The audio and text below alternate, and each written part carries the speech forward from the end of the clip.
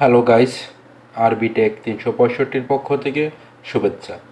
আজকের ভিডিওটা শুধু তাদেরই জন্য যারা এক্সেল নিয়ে কাজ শিখতে চাও। আজ এক্সেলের বেসিক থেকে অ্যাডভান্স লেভেলের এমন কিছু টিপস নিয়ে কাজ করব যা খুবই দরকার। তোমাদের সামনে যে ফাইলটি ওপেন করা আছে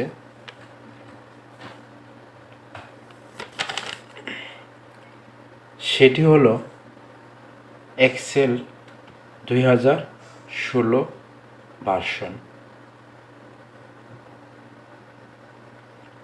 এক্সেল ফাইলটি রান করার পর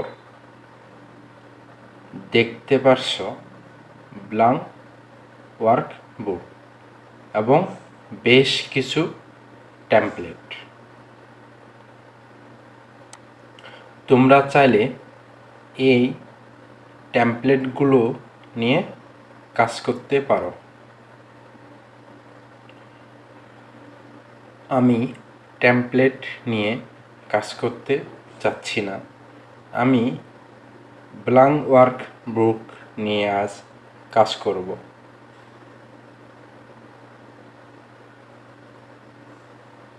দেরি না করে চলো শুরু করা যাক।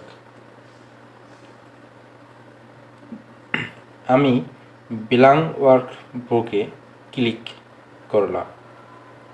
ক্লিক করার পর নতুন একটি ফাইল ওপেন হলো। এই ফাইলের প্রত্যেকটা ঘরকে একটি করে সেল বলে।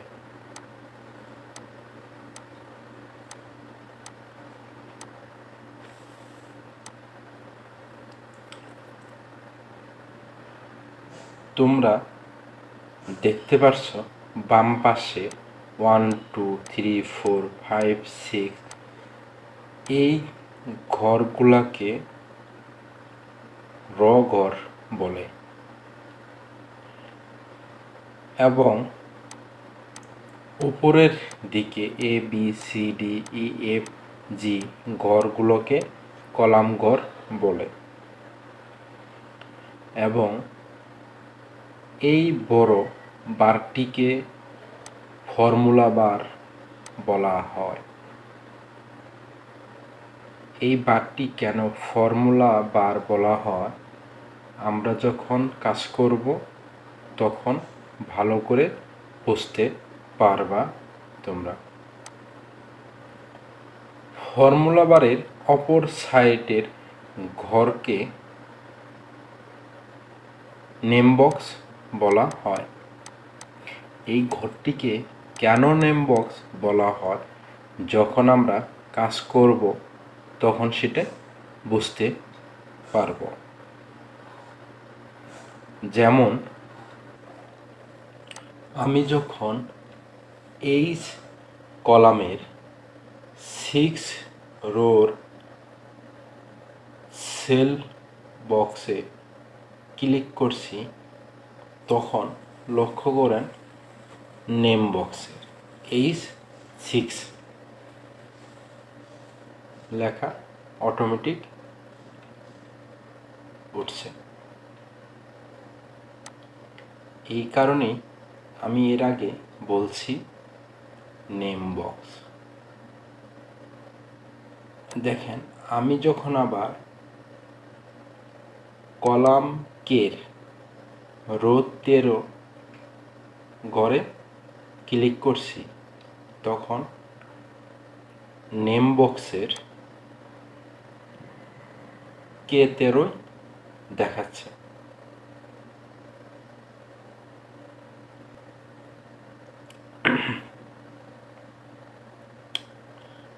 আমরা যদি দেখি কলামের কতগুলা ঘর আছে তাহলে যেটা করতে হবে কন্ট্রোল প্লাস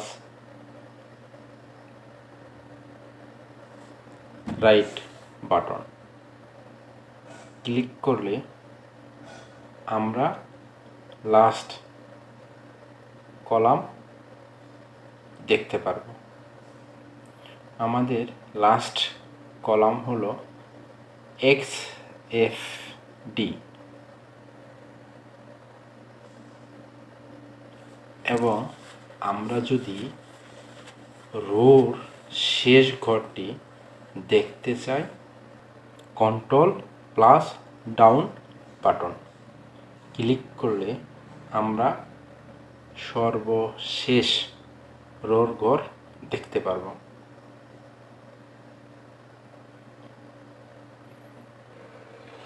ফার্স্টে আমি দেখাবো কিভাবে যোগ করতে হয়।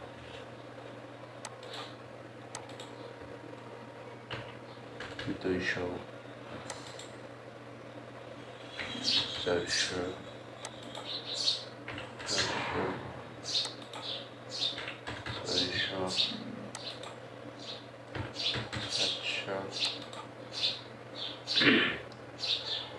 200, 400, 500, 600, 700 এগুলো আমি যোগ করব।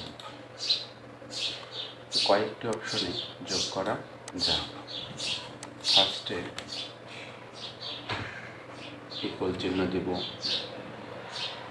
ফার্স্ট ঘর, যেটাকে আমরা C3 এক্সেলের ঘর, যোগ 400, যোগ 500, যোগ 600, যোগ 700। লাস্ট আমরা ইন্টার চাপার পর আমরা রেজাল্ট দেখতে পাবো। ওকে, আমরা এই ঘরগুলোর যোগফল আমরা এখানে পেয়েছি। আর এই যোগফল ঘরে যদি আমরা ক্লিক করি তাহলে এই যে ফর্মুলা বার, এই ফর্মুলা বারে আমরা কিভাবে যোগ করলাম সেটা শো করবে। ওকে, আরেকটি উপায়ে আমরা যোগ করতে পারি। সব ঘরগুলোকে সিলেক্ট করে আমরা অটো সাম কর্নারে অটো সাম ক্লিক করলে আমরা তা পেয়ে গেছি রেজাল্ট। ওকে, এখন দেখাবো কিভাবে বিয়োগ করতে হয়। 500, 400 আমরা এই ঘরটিতে আমরা রেজাল্ট নিয়ে আমরা ইকুয়াল চিহ্ন দেব। ওকে, এই ঘর ম্যানেজ আমরা ইন্টারফেস করব। আমরা রেজাল্ট পেয়ে গেছি। এখানে যদি 300 নেই, আমরা এই ঘরগুলা যদি এখানে দিই, আমরা এই ঘরগুলোকে টেনে ছেড়ে দিই, আমরা এটা রেজাল্ট পেয়ে যাব। এবং আমি এখানে রেজাল্টের ঘরে ক্লিক করলে আমি রেজাল্ট কীভাবে আসলো সেটা ফর্মুলা বারে শো করবে। ওকে, এখন আমরা দেখব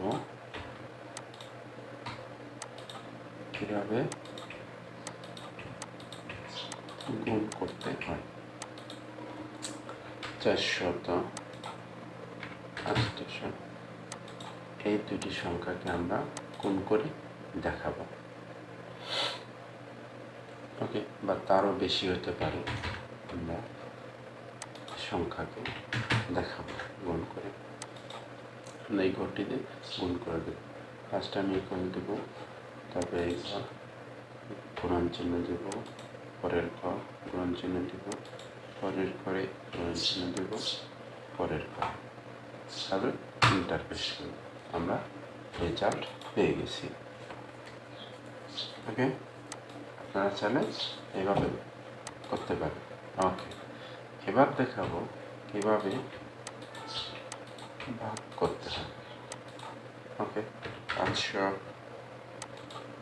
= 700 এই করে আমরা দেখাবো ভাগ করে। আমরা ইকুয়াল চিহ্ন দেব, 500 করে ক্লিক করব, ভাগ চিহ্ন দেব, 700 দেব, এন্টার দেব। আমরা রেজাল্ট পেয়ে গেছি। এবং এই রেজাল্ট কীভাবে পেলাম সেটা এই ফর্মুলা বারে শো করবে। রেজাল্টের ঘরে যদি ক্লিক করি